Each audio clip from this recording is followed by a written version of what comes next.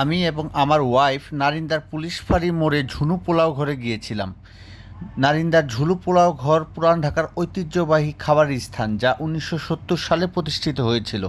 প্রতিষ্ঠাতা নূর মোহাম্মদ তার তৃতীয় কন্যা ঝুনুর নামে দোকানটির নামকরণ করেন। এখনো কি দেশি মুরগি আছে?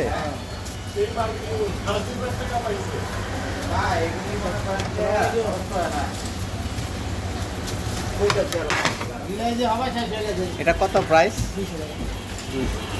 চাইলে একটু বাড়া দেন।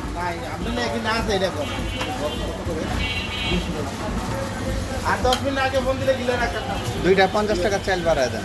আচ্ছা দি মানে জানকে দে 10 মিনিট আগে দি মানে রাখ। দে। এই সেই ঝুনু